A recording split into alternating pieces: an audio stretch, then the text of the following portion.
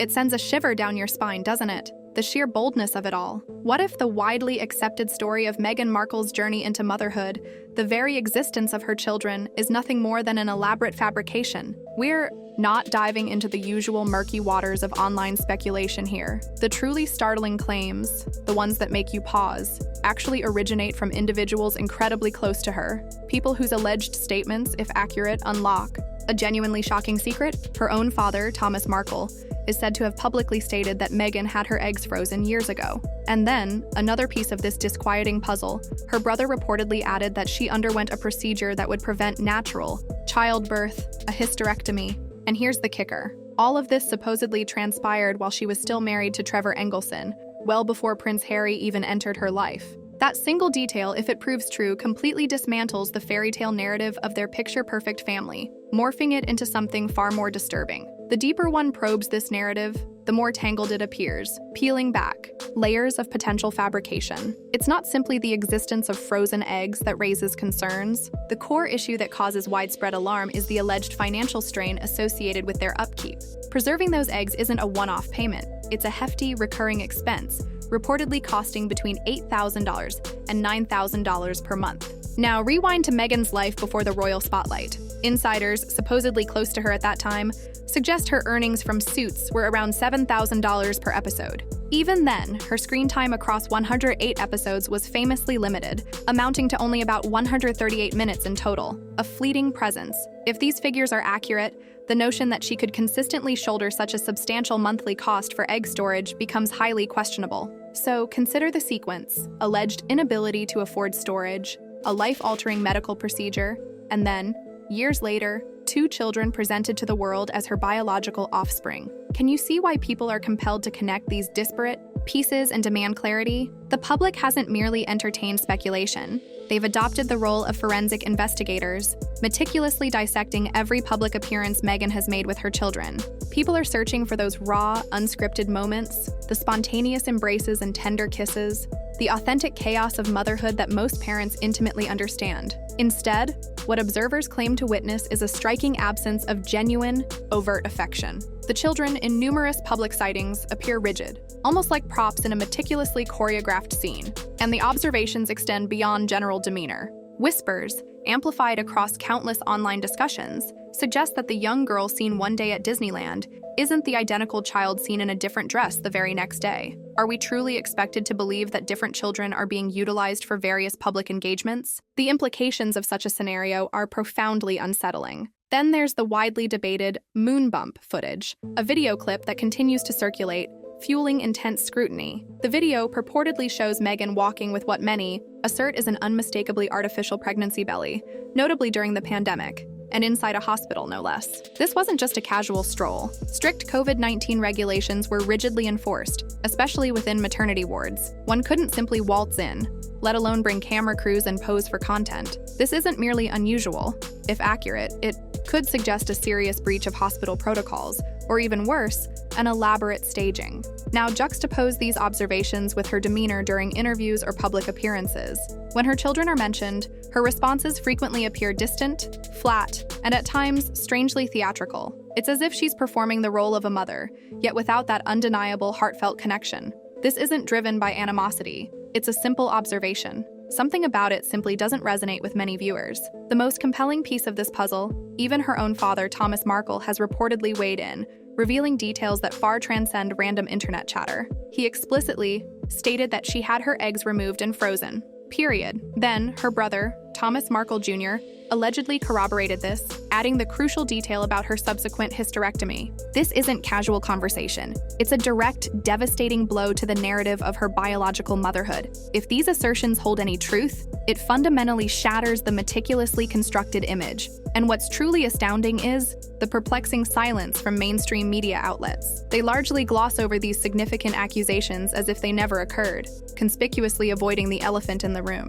This prompts a critical inquiry. If Meghan genuinely couldn't bear children, then where did Archie and Lilibet originate? Why does it seem as though the palace, the press, and even the public are all cautiously circling the single most pressing unanswered question in the entire royal saga? The disturbing reality that further confounds many is the tireless effort by Meghan and Harry to project an image of perfect, devoted parents, while simultaneously evading any genuine transparency. Every instance where their children are brought into the public eye is either a highly polished, digitally perfected affair or strangely vague, rife with evasiveness. There are no raw, authentic birth photos, no candid, messy family moments, only meticulously curated images that feel more like brand assets than genuine family snapshots. And then there's this bizarre, almost improbable detail: the complete absence of any hospital confirmations, no medical professionals coming forward, not even a single blurry paparazzi shot of Meghan genuinely pregnant in a truly candid, unposed moment. For a couple consistently living under the relentless glare of the media, such a profound lack of photographic evidence during such a significant life event is almost impossible to comprehend. Let's not overlook the persistent moon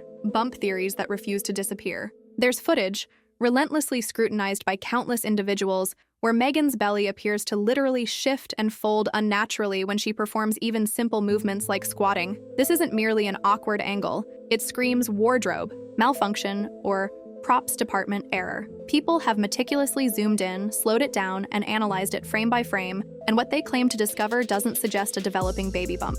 It suggests foam padding. If she opted to use a surrogate and simply wished to keep it private, that would be one thing. But if actual deception is involved, if the public has been knowingly misled about something so fundamental, it entirely alters the dynamic. It ceases to be about personal privacy and escalates into a glaring question of authenticity and, more critically, public trust. Adding another layer to this perplexing narrative is the controversy surrounding the children's birth certificates. At one point, reports surfaced that Meghan had her royal title removed from Archie's document, only for it to be inexplicably reinstated later. This is far from standard procedure. Furthermore, in the United States, royal titles are typically not recognized or used as legal names. Yet somehow, Archie and Lilibet's paperwork allegedly bypassed standard protocols with titles attached. According to insiders, even immigration officials were reportedly bewildered by this anomaly and supposedly sought clarification from King Charles. This isn't a commonplace occurrence. It strongly implies that something seriously, undeniably, irregular was taking place. Prince Harry, on the other hand, is hardly an innocent bystander in this complex web of conjecture. He appears to be playing along perfectly, smiling for the cameras, riding the wave of public perception, and even reportedly, demanding HRH titles for his children. This specific demand ignited a genuine firestorm behind the scenes. Queen Elizabeth II, prior to her passing, had reportedly made it unequivocally clear: no HRH titles for those who choose to step away from active royal duties. Yet here came Harry, seemingly attempting to force the issue. And according to multiple sources, King Charles, the very individual tasked with reforming the monarchy's image, reportedly acquiesced, bestowing those titles like party favors. The questions are obvious: why the sudden concession, and what leverage was truly at play? But let's pause for a moment and consider the foundational question. Why would Meghan allegedly embark on such an elaborate course of action in the first place? Why construct such an intricate narrative if these claims are indeed accurate? Some theorize it's purely for brand enhancement, a calculated move to elevate her profile and solidify her place in the public eye. Others suggest it's a desperate attempt to etch her name into history. However, one theory stands out, offering a disturbingly logical explanation. She believed that having royal children, especially with HRH titles, would indelibly secure her position within the monarchy forever, not just in name, but in influence, in public perception, and in long-term public relations power. In this scenario, whether she physically gave birth or not becomes almost secondary if the public is convinced and accepts the carefully managed narrative. And yet, despite all efforts to maintain this illusion, cracks continue to appear. Meghan's behavior toward her children consistently appears subtly off to many observers. In one viral video, she's seen awkwardly holding one child, seemingly like someone unfamiliar with holding a toddler. There's no natural eye contact, no comforting gestures, just stiff, almost unnatural posing. And the children themselves? They frequently seem to be managed by assistants, a constant presence, reinforcing the impression that these interactions are strictly for the cameras. People aren't oblivious. They detect the inconsistencies, the unusual body language, the palpable absence of raw, genuine emotion. And the question that echoes ever louder is this: if these children aren't biologically hers, and if the palace is aware of this profound secret, then why is everyone involved meticulously pretending that everything is perfectly normal? Is it rooted in fear, deep-seated shame, or something far more complex and unfathomable that we're yet to grasp? Meghan's staunch defenders invariably resort to the same tired argument: she's simply private. But there's a crucial distinction between valuing one's privacy and what many perceive as a deliberate, systematic fabrication. When the narrative begins to suggest that you faked an entire pregnancy, potentially employed in children, and meticulously manipulated your way into royal recognition, it transcends personal boundaries. It becomes a matter of widespread public deception. This is particularly true when you continue to prominently use royal titles. Your biographies remain active on the official monarchy website, and you're actively capitalizing on the Duchess brand at every available opportunity. The argument of privacy loses all credibility in the face of such blatant exploitation of royal connections. Then there's the peculiar timing of events. The video of Meghan twerking, a moment that quickly went viral, emerged precisely around the same time that fresh questions and renewed scrutiny began swirling around the children's true parentage. It felt, to many, almost like a calculated diversionary tactic. Generate buzz, ignite controversy, and intentionally redirect public attention away from the uncomfortable, fundamental questions people are genuinely asking. The apparent strategy is to continuously churn out new headlines, new narratives, and new outrage bait,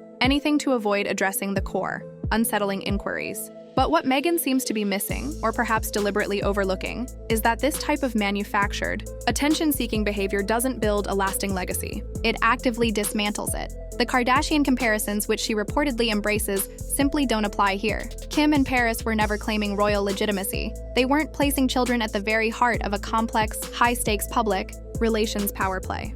Meghan is. And now, more than ever, the intense spotlight is shifting onto Prince Harry. Because ultimately, this isn't solely Meghan's charade. Harry is deeply involved, arguably complicit in every layer of the alleged deception. He isn't some naive, unsuspecting victim who was duped. He is actively contributing to the narrative, participating in the story, and demanding the associated perks. This is a man who once vociferously claimed he detested the press, yet now appears almost consumed by maintaining their public image, orchestrating photo opportunities and contacting the paparazzi when it suits his agenda, only to initiate lawsuits when it doesn't. It's hypocrisy at full volume, a stark contradiction to his earlier pronouncements. The royal family, meanwhile, maintains an eerie silence. No direct statements, no public pushback, just a quiet, uncomfortable tolerance that borders on complicity. And silence in such circumstances is far from neutral, especially when the monarchy's venerable public image is being tarnished by two individuals who chose to step away from their duties but stubbornly cling to their privileges. Meghan still signs her name as Duchess of Sussex. Harry still demands royal treatment on international tours, and their biographies remain prominently displayed on the official royal website. There's no accountability, no clear boundary being drawn.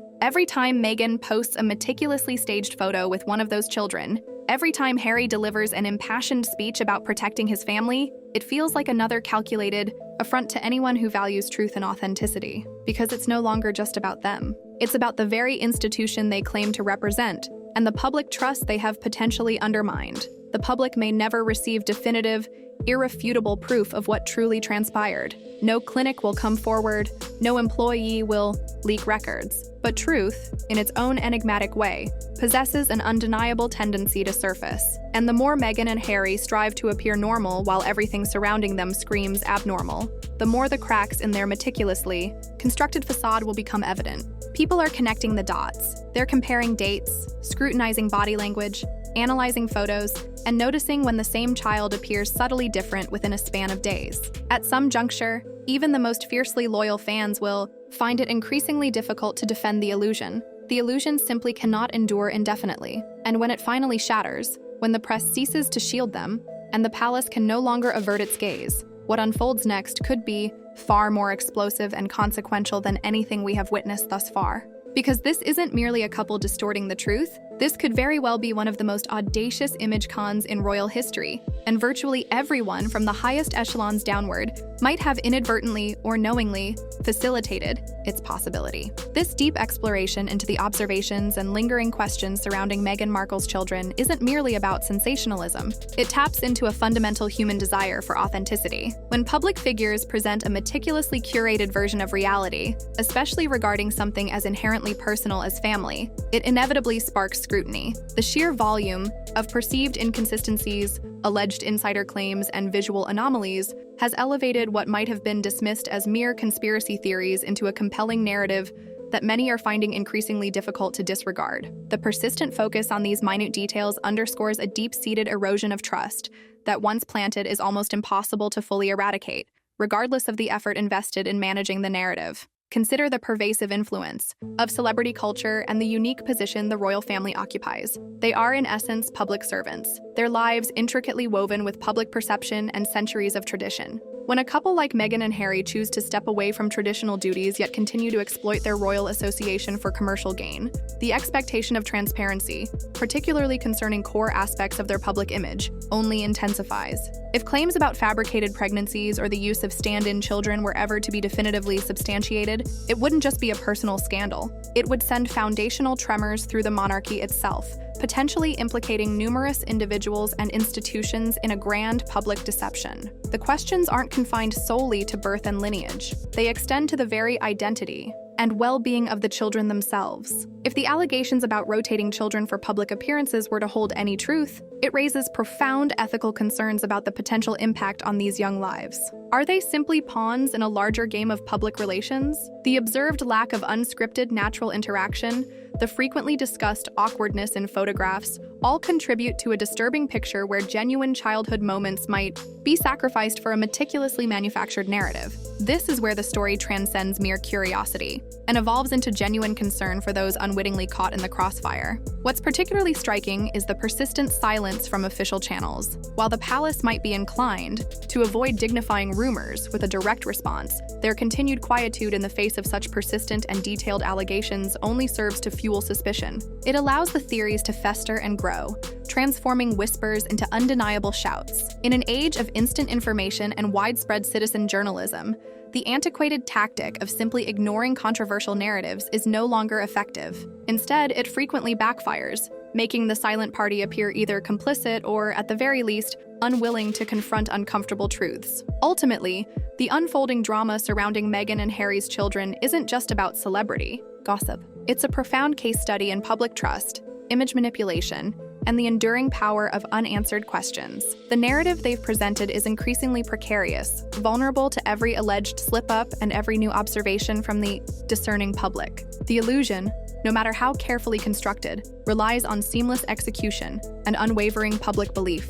When the cracks become too numerous, too glaringly visible, and the questions too loud to ignore, the entire facade risks crumbling, potentially taking with it not just the Sussex brand, but also raising uncomfortable questions about the very fabric and integrity of royalty itself. The truth, in whatever form it eventually emerges, promises to be far more compelling than any manufactured fairy tale.